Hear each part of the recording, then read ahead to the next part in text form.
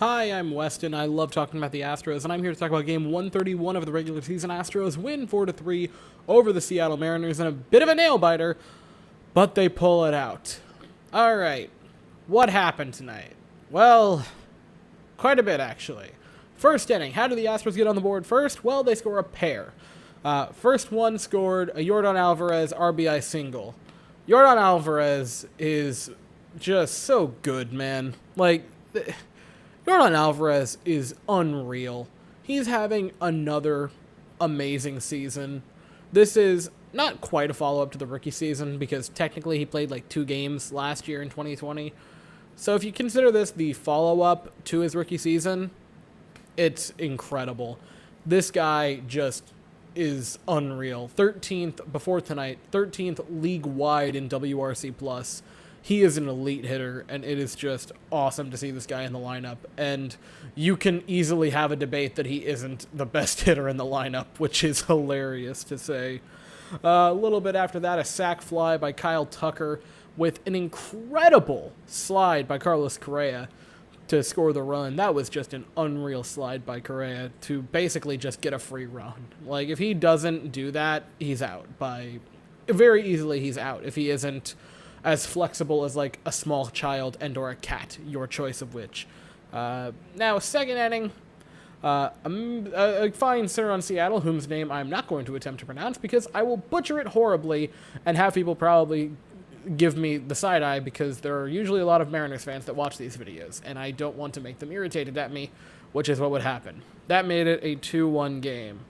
A little bit later on, sixth inning. So, Luis Garcia looking a little shaky, right? Looking a little questionable for the first batter. So in comes Brooks Raley. And I have to ask this, why is Brooks Raley still pitching in important situations? I am okay with him pitching in games like yesterday where the game was already decided by the time he entered the game. That's fine. Put him in blowouts, one way or the other, either when we're up by like 7 or down by 10. That's a perfect time to put in Brooks Raley. Why are we putting him in these tight, contested games that we really need to win? Because I know it looks like a lot, right? Seeing that the Mariners are like 8 games behind us. But if I'm not mistaken, we play like a dozen games against them, counting tonight, between now and the end of the season. So, again, it's unlikely because everything would have to go right, but they're still in play for the division given how many games we have against them. And this is a game that you really need to win. You insert Brooks Raley, and what does he do? Let me call on someone in the back of the room. Yes, you. What's the answer? That's right. He gives up a home run, which gives them the lead. Dylan Moore, who's... if I'm not mistaken, he hit the grand slam off of... Yeah, he was the guy that hit the grand slam off of Brooks Raley. I remember this. I remember that. That's burned in my brain. I remember that now that I think about it.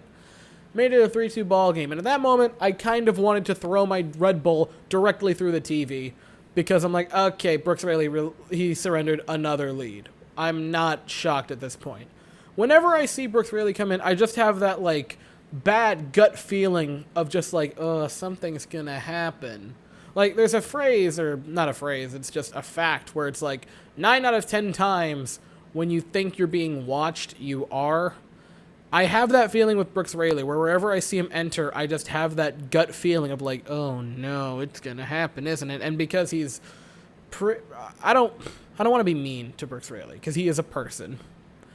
But whenever I see him enter the game, I basically can just... At that moment, you can go do something if you need to. You gotta use a bathroom break, want to refill your drink, get some snacks, go do it when Brooks Raley's pitching because it's not going to end well for the Astros, and you would probably rather just get the shot coming back in that the lead is gone than slowly watch it dissipate. Although, with this one, it was just one swing of the bat that changed the lead.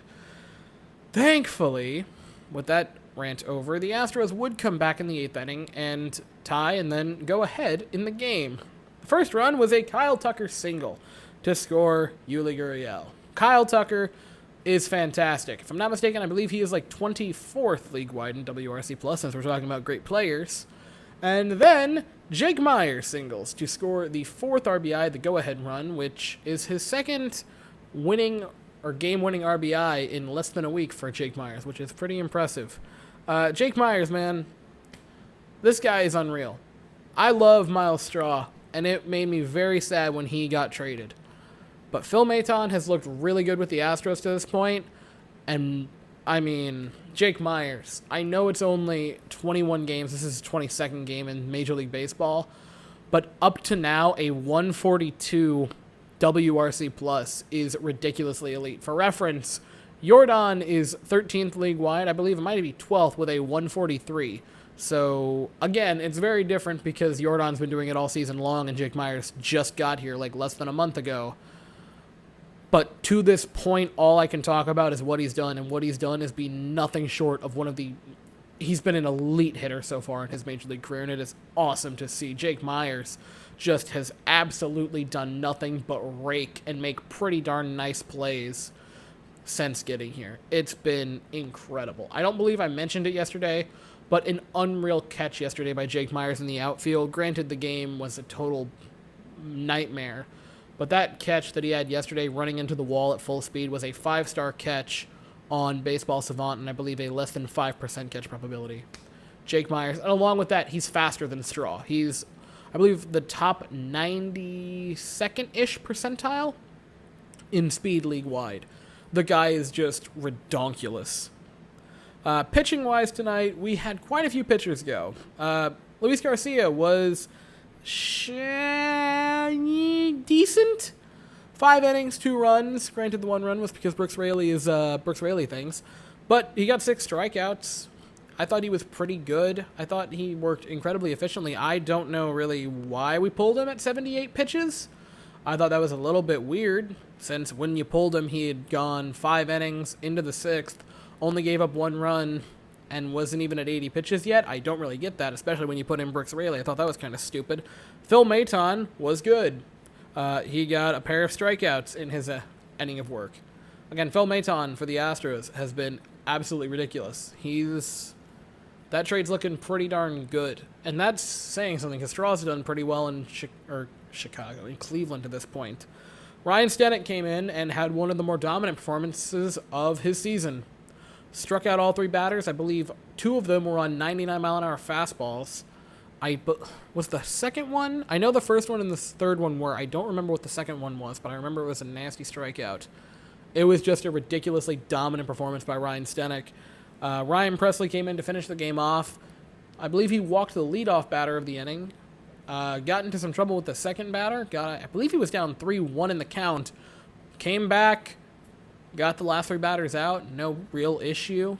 I don't even believe their runner reached second base. And the Astros get a bit of a nail-biting win. The offense was a little meh. 4 runs isn't ridiculous, but 3 for 9 with runners in scoring position isn't terrible. The 10 left on base is a little unideal. Altuve had a hit. Brantley had a hit. Gray had a hit.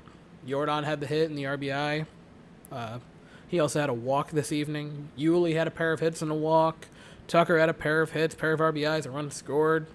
He also had a walk. Man, Kyle Tucker didn't have a walk. Excuse me. Jake Myers had a pair of hits. Jake Myers, man, I can't talk about this guy enough. I am so excited to see what he does for the rest of the season. If he would have had a full rookie season this year, he'd be in Rookie of the Year talks easily. This guy is just, I've said it a few times, and there's been a lot of comments for it. The Astros, the past, year and a half, have had one of the worst farm systems, and yet almost every guy we call up just is fantastic.